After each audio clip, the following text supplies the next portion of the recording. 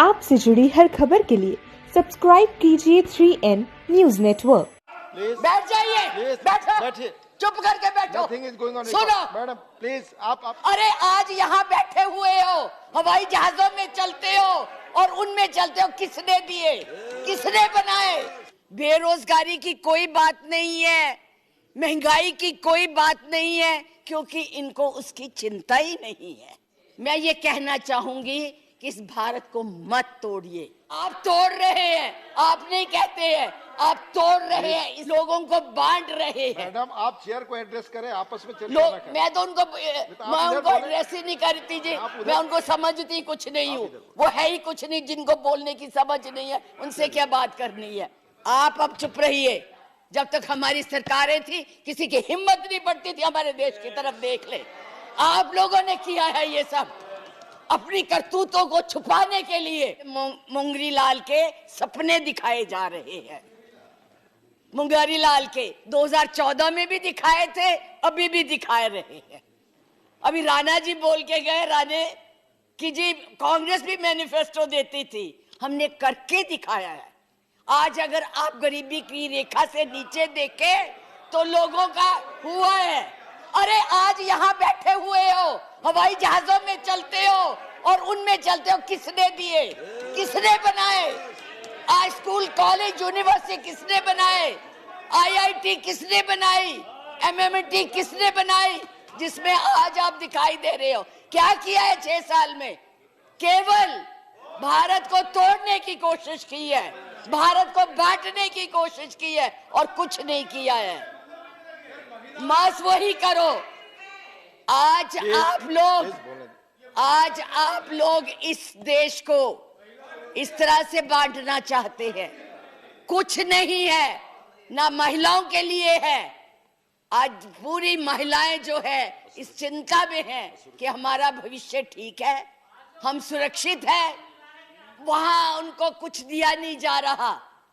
और मैं ये कहना चाहूंगी कि मैं पूछना चाहती हूं, क्योंकि आप बहुत इतिहास के बखे हुए हैं, मोहम्मद गौरी को किसने बुलाया था?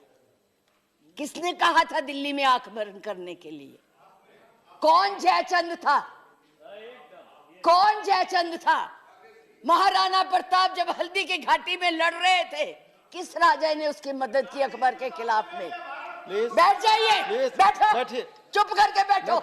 सुनो मैडम प्लीज आप चेयर को एड्रेस करें। मैडम प्लीज, इस तरह की भाषा ये एक भील जाति के लोगों ने, एक भील जाति के लोगों ने महाराणा प्रताप का साथ दिया था।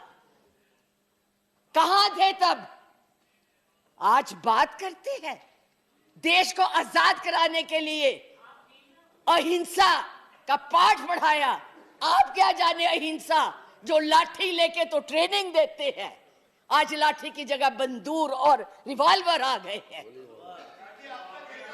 और हमने सिखाया आपको अहिंसा, आपने सिखाया है जनता को हिंसा, नफरत पर बोले, इधर बोले। और चेयर को एड्रेस करें प्लीज, आप चेयर को एड्रेस करें। और आज तो मैं उपाध्यक्ष जी देशद्रोही की भी परिभाषा पूछना चाहती। क्या है देशद्रोही की परिभाषा? किसको देशद्रोही कहते हैं? मुझे याद है जब कम्युनिस्ट पार्टी ने भारत की आजादी को नहीं माना था, 4 साल के लिए बैन कर दी थी, लेकिन उनको देशद्रोही नहीं कहा था। नेहरू ने, सरकार ने देशद्रोही नहीं कहा था। पंडित नेहरू के खिलाफ लोकसभा में वाजपेयी जी बोलते थे, उनको देशद्रोही नहीं कहा था। आज कोई भी आपके प्रधानमंत्री के खिलाफ, आपके गृह मंत्री के खिलाफ, उनकी नीतियों के खिलाफ बोले, वो देशद्रोही हो गया है। उनको जेल में डाल दो, उनको पकड़ लो। 6 साल के बच्चों को भी नहीं आप तो छोड़ रहे। आप क्या करेंगे? आपके पास ना तो कोई कार्यक्रम है, ना आपके पास भारत के लिए कोई नया सोच है, कुछ नहीं है। केवल एक सोच है कि कैसे इस देश को तोड़ा जाए।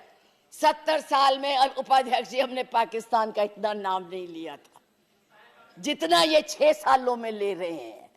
हमारी महानायिका ने पाकिस्तान के 2 हिस्से कर दिए थे, बांट दिया था, और ये आज पाकिस्तान के नाम से डरा रहे हैं, और वैसे कहते हम बहुत मजबूत है। हर बात के लिए पाकिस्तान, हर बात के लिए पाकिस्तान। क्यों भाई, क्या है वो? आपका कुछ लगता है? हाँ, जरूर लाहौर में जरूर बिरयानी खाने गए थे, कांग्रेस नहीं खिलाती, बिना बुलाए गए थे, और आज बात करते हैं। किसकी बात करते हैं? मैं ये कहना चाहूंगी कि इस भारत को मत तोड़िए। बड़ी मुश्किल से पटेल, नेहरू ने इकट्ठा किया है, आप तोड़ रहे हैं। आप नहीं कहते हैं, आप तोड़ रहे हैं, इसका विभाजन कर रहे हैं, लोगों को बांट रहे हैं। मैडम, आप चेयर को एड्रेस करें, आपस में चर्चा ना करें। मैं उनको एड्रेस ही नहीं करती जी, मैं उनको समझती कुछ नहीं हूँ। वो है ही कुछ नहीं, जिनको बोलने की समझ नहीं है, उनसे क्या बात करनी है। मैं तो ये कह रही हूँ कि इस देश को मत बांटिए, इस देश के टुकड़े मत कीजिए, नफरत मत फैलाइए। बहन जी चुप रहिए, अपनी बारी में बोल लेना जो बोलना होगा, अब चुप करके बैठी रहिए प्लीज। अब देश के टुकड़े मत कीजिए।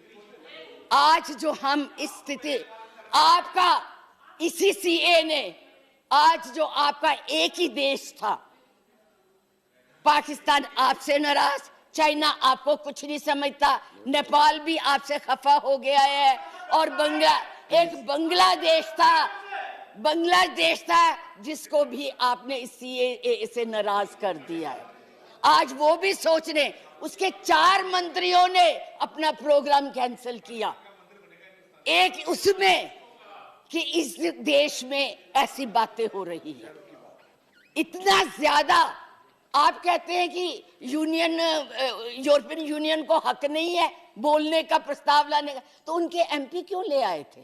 उनको कश्मीर क्यों ले गए थे? आपने खुद उनको इनवाइट किया है, आपने खुद इसको इंटरनेशनल बनाया है, आपने खुद इनको, दूसरे लोगों को इसके ऊपर दखल देने के लिए बुलाया है, और उन्हें नहीं बुलाया। जब तक हमारी सरकारें थी, किसी की हिम्मत नहीं पड़ती थी हमारे देश की तरफ देख ले। आप लोगों ने किया है ये सब, अपनी करतूतों को छुपाने के लिए उन लोगों की मदद ले रहे हैं। आपके पास कोई प्रोग्राम नहीं है, आपके पास कोई कार्यक्रम नहीं है, केवल एक कर्म है कि गोली से उड़ा दो जी, मार दो जी, खिला दो जी, यही आपकी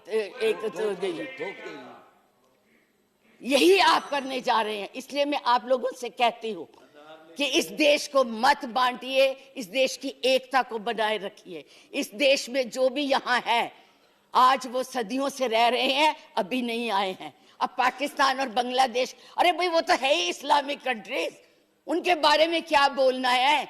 हम तो सेकुलर, हम तो धर्म को मानते हैं। किस धर्म की बात आप करते हैं? किस राम की बात करते हैं जिसने अपनी मर्यादा को रखने के लिए जनता की बातें सुनी थी?